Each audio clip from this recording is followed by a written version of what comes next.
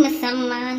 रसोई से बाहर आते समय अनु ने अपनी जेठानी विद्या से कहा, जीजी चलो काम तो हो ही गया, अब थोड़ा बहुत अपने पर भी ध्यान देते हैं। आखिर रूप चौदस का दिन है, श्रृंगार तो हमारा भी बनता है। हाँ हाँ अनु, चलो थोड़ा उपटन लगा लेते हैं। दीपावली की साफ सफाई और काम में वैसे भी हाथ पैर कैसे हो गए हैं, और कल तो वक्त नहीं मिलेगा। नहीं, इसलिए जो सोने चांदी के हल्के फुल्के गहने पहनने हैं वो अभी पहन लेते हैं। जेठानी विद्या ने कहा, अरे हाँ जीजी, आपने अच्छा याद दिलाया, पर पहले मैं अपने गहने मम्मी जी से ले आऊँ।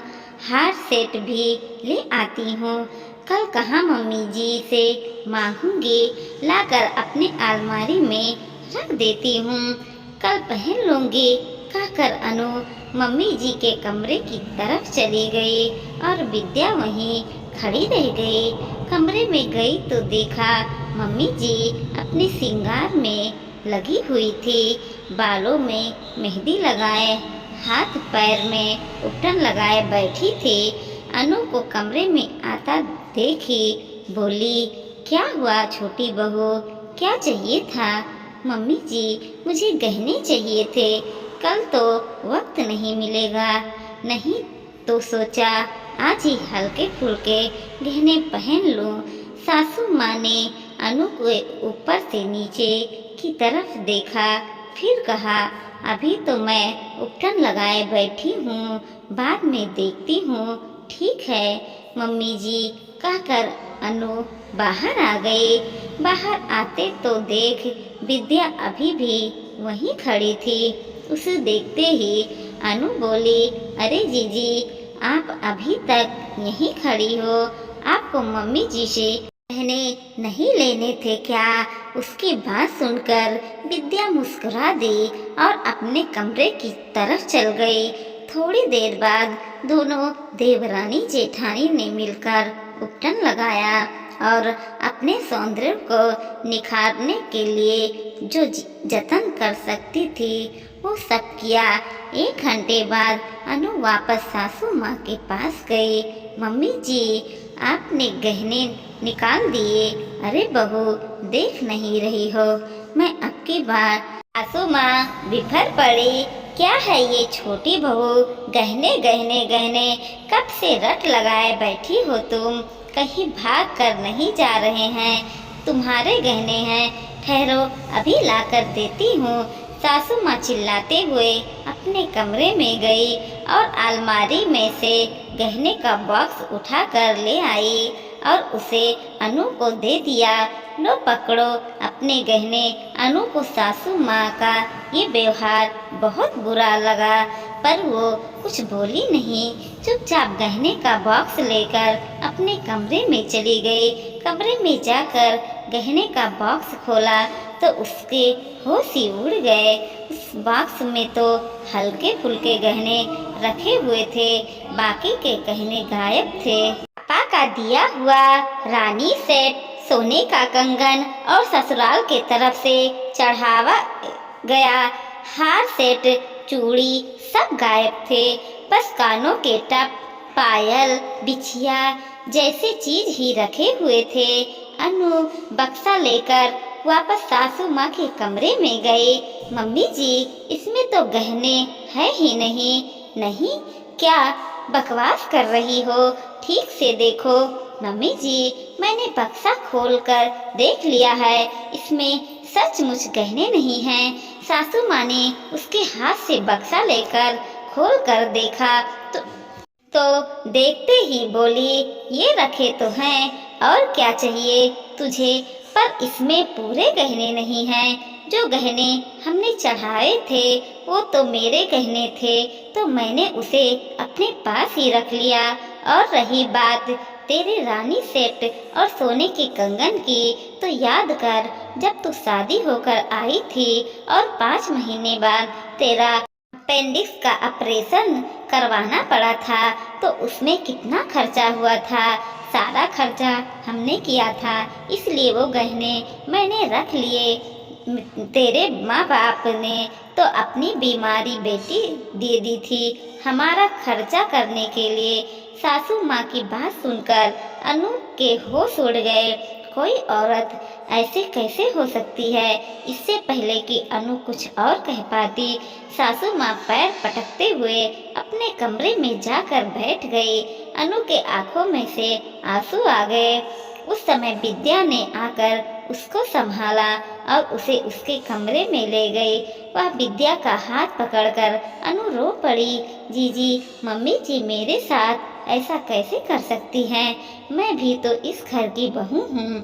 अगर मेरा ऑपरेशन शादी के बाद हुआ था तो मेरे माता पिता मेरा खर्चा क्यों करेंगे? वो कुछ भी कर सकती है, मेरे साथ भी ऐसा कर चुकी है। शुक्र है तुम्हें कुछ चीज तो वापस दे दिया, मुझे तो वो भी नहीं मिले।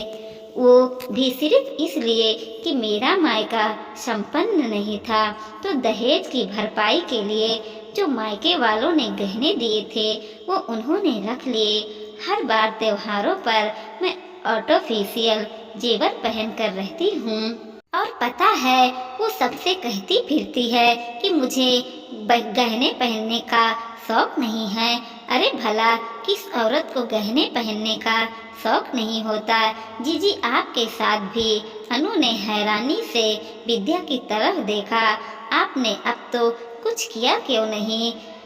क्या करती, परिवार तो इन्हीं का है, न कहकर विद्या तो अपने कमरे में चली गई। पर अनु इतने आसानी से चुप रहने वालों में से नहीं थी। दूसरे दिन दीपावली थी। अनु रोज की तरह ही घर का काम कर रही थी। किसी ने कुछ नहीं कहा। शाम को समय सब तैयार होकर अपने अपने कमरे से बाहर आने लगे। सबसे पहले सासू माँ कमरे के बाहर आई तो पूरी तरह गहनों में चमक दमक रही थी। थोड़ी देर बाद विद्या भी बाहर आई। उसने आर्टिफिशियल जेवर पहन रही रखे थे, लेकिन जब अनु बाहर आई तो सब लोग हैरानी से उसे देखने लगे। जेवर के नाम पर उसने कुछ भी नहीं पहन रखा था, न हाथों में सोने की चूड़ियाँ, न गले में हार, न कानों में झुमके थे। उसे देखते ही ससुर जी बोले, अरे छोटी बहू, तुमने गहने क्यों नहीं पहन रखे? आज दीपावली का त्योहार है। घर की बहू बेटियां श्रृंगार में ही अच्छी लगती हैं, और तुम तो सुहागन हो। तुमने हाथ में सिर्फ लाख की चूड़ियाँ और गले में पतला सा मंगलसूत्र पहन रखा है। जाओ, जाकर पहले ढंग से तैयार हो जाओ, फिर पूजा करवाओगी। अनु सासू माँ की तरफ देखने लगी। सासू माँ से भी कुछ बोलते नहीं बन रहा था, क्योंकि बड़ी बहू तो आर्टिफिशियल जेवर पहन लेती थी, तो किसी की भी सामने आसानी से कह सकती थी कि उसको सोने के गहने पहनना पसंद नहीं। पर छोटी बहू के लिए क्या कहे? इतने में अनु ने कहा, मेरे पास गहने नहीं हैं पापा जी, इसलिए मैं ऐसे ही पूजा करूँगी।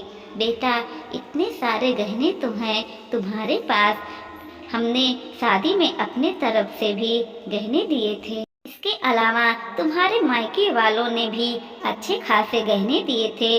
फिर तुम कैसे कह रही हो तुम्हारे पास गहने नहीं हैं? पापा जी, आपने जो गहने चढ़ावे दिए थे वो तो मम्मी जी के थे। अब जो उनकी चीज़ है वो तो उसके पास ही रहेंगे ना। और रही बात मेरे मायके वालों के गहने के, तो मैं शादी के बाद बीमार हो गई थी ना। मेरे अपेंडिक्स का ऑपरेशन करवाने के लिए आप लोगों को उन्हीं गहने से भरपाई करनी पड़ी थी। अनु ने तो शांतिपूर्वक जवाब दिया, लेकिन सुनते ही घर के सभी पुरुषों हैरान हो गए, खास कर ससुर जी। उन्होंने अभी भी समझ में नहीं आ रहा था कि अनु क्या कहे जा रही है। उन्होंने दोबारा कहा, बहू क्या मतलब है तुम्हारा? आखिर कहना क्या चाहती हो तुम? पापा जी, आपको मेरी बात समझ में नहीं आ रही है तो आप मम्मी जी से पूछ सकते हो।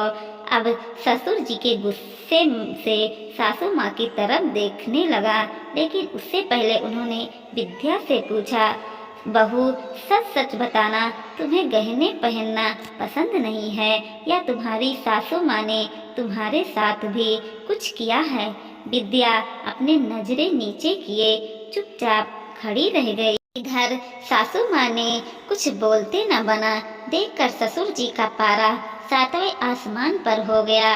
लगभग चिल्लाते हुए सासू माँ से बोले, बहुए के गहने कहाँ हैं? जी वो मेरे पास। ससुर जी माँ से कुछ बोलते नहीं बना, शर्म नहीं आती तुम्हें? त्योहार के दिन घर की बहुएं बिना गहने के घूम रही हैं और तुम यहाँ गहने से लदी फनी बैठी हो।